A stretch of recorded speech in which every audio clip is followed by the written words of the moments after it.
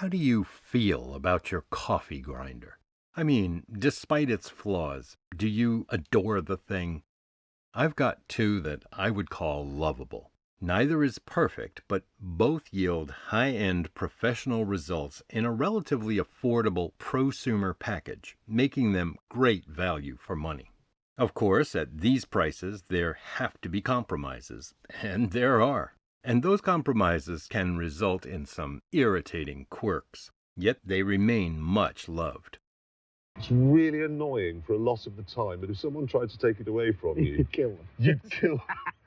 I speak, of course, of the niche Zero and the Eureka Specialita, both of which have got devoted fans. People get emotional about these grinders. Let me show you why.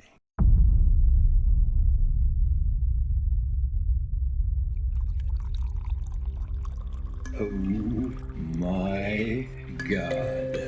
It's like a miracle.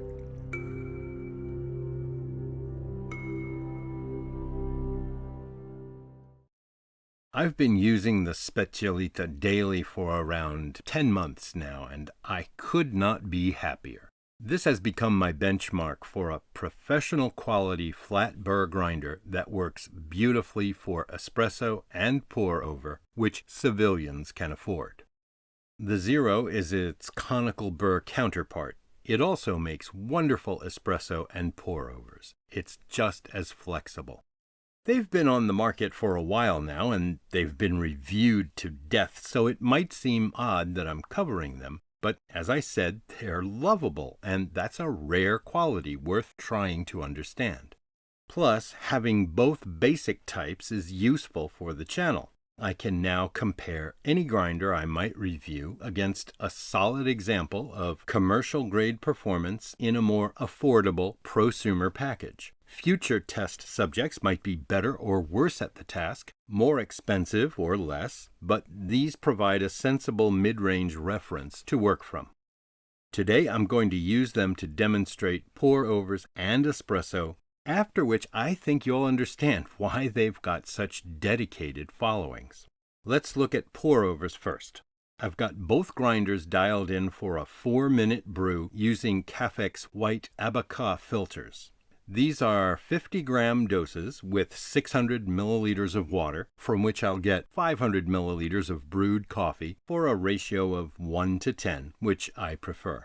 Our test subject is a washed bourbon from El Salvador, moderately high altitude and fairly dense, that I roasted about 10 days before making this video. The flavors and aromas are straightforward and pretty concentrated. Both grinders have been hitting the 4-minute target with a margin of error of around 10 seconds, repeatedly, which means that both devices perform consistently. The recipes and times might be identical, but the flavors are not. In general, flats yield more complexity and conicals more richness. But of course, that's just a rule of thumb. Nothing is ever that simple. They're both delicious and a little different in the way I said. Personally, I prefer the Spet for pour-over. It's just more of what I'm looking for in a paper-filtered brew. A slightly broader spectrum of flavors. The coffee has more bite. It makes a sharper, brighter impression. But the Zero is no slouch. If I didn't already have a flat burr grinder, I would not be inclined to buy one. This coffee is rich and smooth, but not unsophisticated, not rustic. I would drink it happily every day. But of course, we've got to wonder if the grinders are dialed in for the same brewing time and the recipes are identical, why should the coffee taste any different? You might have heard about bimodal and unimodal particle distributions. This is language borrowed from materials science and chemical engineering. How it ended up in the coffee lexicon is beyond me. They sound like the sort of words people reach for when they run out of ammo and have to start flexing. It means simply that you might find one peak or two in your bell curve of grit size distribution. Look at this arbitrary graph I made. Let's call the y-axis the percentage of coffee under the curve at any point, and the x-axis the particle size. A unimodal grinder will give you a single distribution curve like this, and a bimodal one will give you two curves like this. The area under the curve takes on a distinctive shape. So, dromedary versus Bactrian. And yes, that's all there is to it. In characterizing a grinder's inclinations with particle sizes and shapes, one appreciates visual aids, but they can push things beyond design limits. This picture is clear, all right, but it tells us nothing because grinders aren't designed to make particles this big. Claiming that this is significant is like launching a car in fourth gear and telling people it's slow off the line. You need to use the thing as intended. The problem is that coffee grinders, when they're used normally, produce pieces that are hard for us to see. These are pour-over samples that I ground using my preferred settings for yielding a 4-minute brew. Only I removed the bits larger than 1,000 microns and smaller than 600. This is a reasonable size range for pour-over, and I want to see the typical shapes within that range. There's not much difference, is there? The flats on the left produce a broader range of sizes with more angular shapes. Shards, you might call them. The conicals on the right yield a more consistent size range and produce a greater number of bits that are roughly spherical or cuboid. Chunks, we'll say. I can't really demonstrate this, but experience has persuaded me that flats create more surface area, gram for gram, than conicals when you dial them in for the same brew or shot times. And I'm pretty sure that's why they taste different. Of course, particle analysis is like reading tea leaves and chicken guts. Your observations are affected by 100 variables. Coffees that are more dense or less, or with different roast levels, will break apart differently. Even the weather can affect your results. So I think it's a mistake to generalize too much. The only test that matters is what you find in your cup and how well you like it. If it tastes good, it is good. Now for the espresso portion of today's program. Here I've got the grinders dialed in for an 18-gram dose with a measured 52 milliliters of water, giving me 36 milliliters out in 30 seconds at around 7 bar. Pre-infusion not included. I'm using dry process or natural process caturra from Brazil that I roasted about 1 week before making this video. I'm using my Cafelat robot, an inexpensive device that makes superb espresso. If you're not into milk drinks, this gizmo is the answer to your prayers. I reviewed it a while back if anyone's curious. I like to pre-infuse this coffee, so I start pressing very gently until I see some coffee dripping and hold that for about 15 seconds.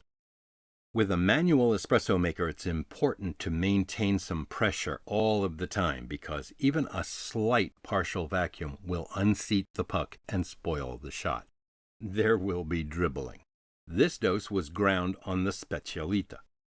Once the pre-infusion is over, I ramp up the pressure pretty quickly to around 7 bar, aiming for a 30-second shot from this point. So a total contact time of around 45 seconds, with a margin of error of just a couple of seconds. These grinders are very consistent, as I said earlier. The bottom of the basket populates evenly and immediately under full pressure. The shot is flawless. The CO2 bubbles are unavoidable since the beans are quite fresh. The robot develops plenty of pressure, but it is temperature limited to around 90 degrees Celsius. If I sense that a coffee would benefit from a higher temperature, I increase the contact time to compensate, hence the 45 seconds overall. And there we have a 36.2 milliliter shot looking kinda perfect. The mousse is dense and shiny. The flavor is full, but there's a bright citrusy thing going on, and the texture is relatively light. It's by no means thin. It's, modern. Now let's check out the zero. We're off to a good start, same as before, and once I ramp up the pressure, The flow is textbook, aside from the bubbles. Once again, the mousse is dense and shiny and beautiful. The flavor is chocolatey and sweet. The texture is similar to the other because it's the same coffee and shot time. With a lower density or darker roasted coffee, this would be luscious and almost creamy. That's how I plan to get the most out of this grinder, with darker beans. Let me photograph one shot from the side using the niche 0. The shot speaks for itself, doesn't it? I'm getting two noticeably different styles of coffee, even though mechanically the shots are the same. Both hit the time and volume targets within 5% of each other repeatedly. As we noticed with the pour-over brewing, the Specialita favors the more fashionable style, emphasizing clarity and complexity and a lighter texture over the more decadent, chocolatey sweetness you can get from the 0. And don't ask me to choose between them because I can't. I'm glad I've got both. These two grinders perform as well as any. You might spend thousands on a heavy-duty beast that grinds 3 times faster with a slicker workflow and bulletproof components that will last for decades, but you won't be making coffee any better than what I just showed you. How can you not love a pair of grinders that look like this and can do so much for so little? Well, that's about all for today. I will review the new Eureka single-dose grinder as soon as it's available, and I'll benchmark it against the Specialita and the 0. I'm honestly excited about this new and affordable grinder from Eureka. I expect to publish that review in October or early November of 2021, so keep in touch. Cheers!